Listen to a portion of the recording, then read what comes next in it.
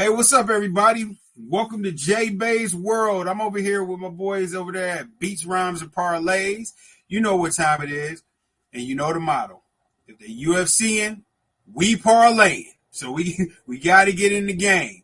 But yeah, follow us at Beats, Rhymes, and Parlays on YouTube, Instagram, TikTok, Facebook, everywhere. Discord coming.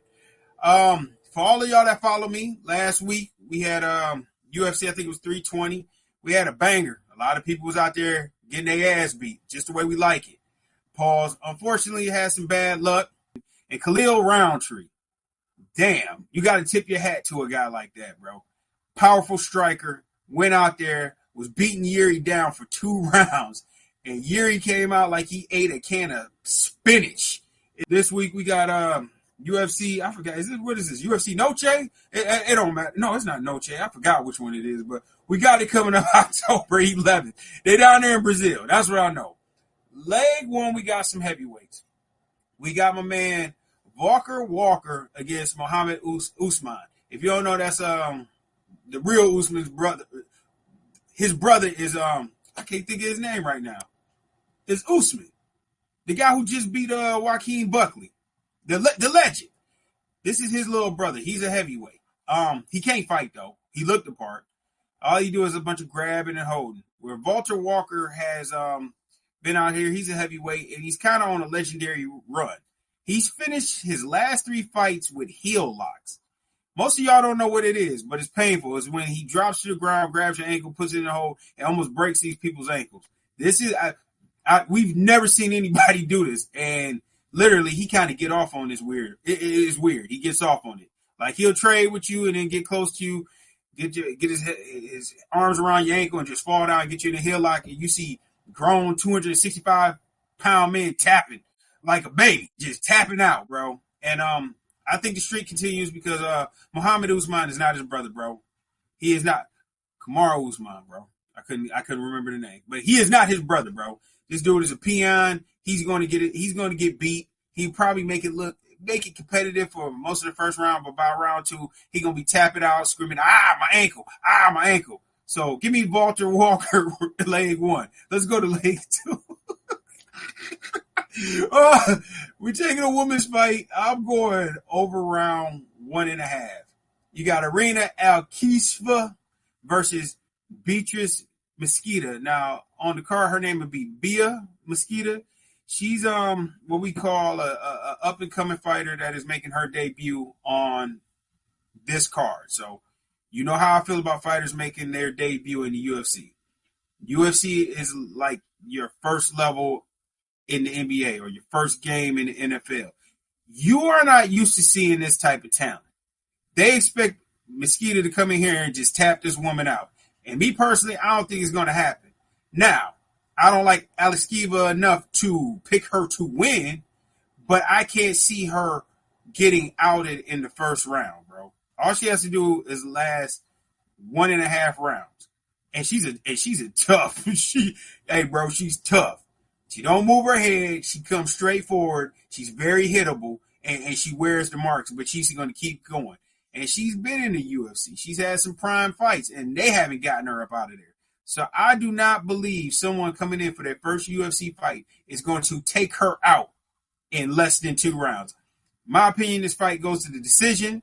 If I had to pick a winner, I would pick Mesquita. But I don't trust people making their first fights. We done got burned by that, by Patchy Mix, a.k.a. Patchy Bitch, and a multiple. As a matter of fact, Walter Walker, his first fight, burned us. So we not taking that. We're going to be smooth with this one. We're going to go over 1.5 rounds. Let's go to the next leg on the card. We got Thomas Peterson against Victor Petrino. Another thing of heavyweights, man. We got some heavyweights getting ready to go at it.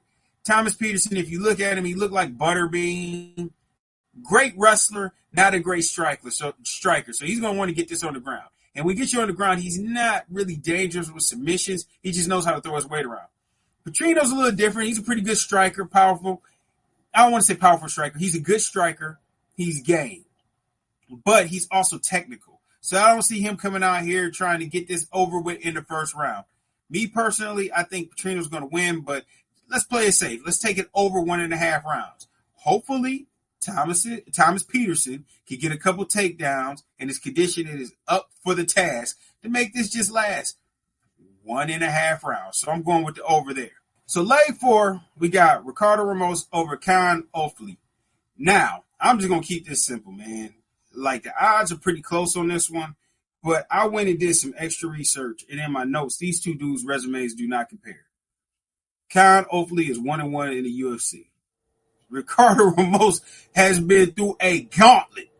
Everybody he's faced is ranked now. And one of them is Lerone Murphy that is on his way to fight for the championship. The next time you see Lerone Murphy, he's going to be, remember a couple weeks ago, I had him for KO of the week about a month ago. He hit my man with a spinning back elbow, knocked him clean unconscious. He's going for a championship fight. So based off of resumes alone, I got to go with Ricardo Ramos, bro, because he's been in there with people that are ranked.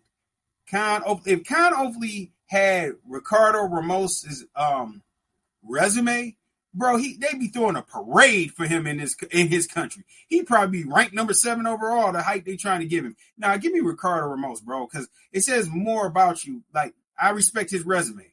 I don't respect Khan, so I'm going Ricardo Ramos for leg 4. Leg 5, we got Jante Denise over Mario Pinto. Mario Pinto's undefeated, man, but I've seen Janice in some firefights, bro. I've seen this man get beat in the first round, come back and knock somebody out in the second round.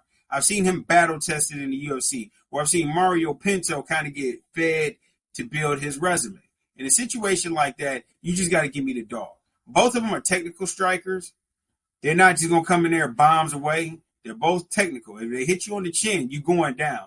But Janice is actually stronger than Pinto. He hit harder. I've seen him drop people. Like, when his hands touch you, you can't take too many of those flurries, man. And I like his experience. Even though Mario Pinto's 10-0, not all 10 of them came in the UFC. You know what I mean? He's a prospect. He looks the part. He's a little bit younger. Janice is kind of doughy. He's not as marketable. But I expect him to beat the pretty boy up. So I'm just going with Janice. Leg 6. This is what we call very interesting fight. No, it's an interesting fight, but it's not as interesting as it sounds. Davison Figueiredo is a legend. He's a former champion, but he's getting up there in age, man. He's coming down. Like, we're just gonna be honest. He's not the same guy. He's had some legendary fights. He's probably a UFC Hall of Famer, to be honest with you. But this game is not kind. This is striking. This is UFC. Contact sports. Unless you play quarterback in a contact sport, you don't grow old well. The game ages you, and your time comes and it's over. Montel Jackson is bigger. He's younger. He's technical. He hits harder. This is just him stepping over a legend to get a name on his resume. Figueiredo's on his way down. He's giving us legendary fights, and you got to be careful with that in UFC. Every now and then, I don't want this to sound non-dangerous, because we saw with Kamaru Usman when he came out and beat Buckley. I thought he was over the hill, but he came back and put on the show. But a lot of times these guys age themselves out, man. Like the Airbender. How long has he been getting his ass whooped over this last year and a half? Remember, there was a time nobody could touch him, and he's just been getting punished, knocked out. You got a new era of guys coming up, like the guys that are in their early 30s, late 20s, they coming.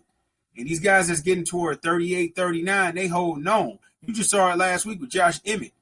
He got tapped out in the first round. We didn't even see the hold my man had on him. He tapped him out so quick. Father Time is undefeated. Give me Montel Jackson in an ugly win. And if anybody wants to do it, this ain't my KO of the week. If you're thirsty for a KO of the week, I might would sprinkle something on Montel Jackson, getting him out of there. Not early, just by finish. I would do like a double play, maybe. No double play, just straight KO, because he's going to sit back on his horse. He got the reach. He's going to be able to tap his jaw whenever he wants. And all together, if you put all 6 of these together, it comes to plus 1039. So it's a good parlay. We call it the drag on parlay, and I'm going to explain to you exactly why. This is an underrated card. Like, I wouldn't invite my friends over to watch. Like, I'm gonna watch them, but I wouldn't have people over. We not ordering pizza and nothing like that. It's an underrated card, low key, kind of like how Dragon was on Rough Riders. Like, he had a lot of sneaky verses on the compilation albums and the posse cuts. You would never go buy Dragon's album on your own and play it. We them get money boys. Follow me at JBay's World on TikTok. I started a new page just for bets. It's called at JBay's Bets. You can always follow the beats, rhymes, and parlays. We everywhere, bro. I always have a parlay for you, and I'll always be here to talk UFC with you because I can't help it. I love the sport. All right, y'all take it easy. Peace.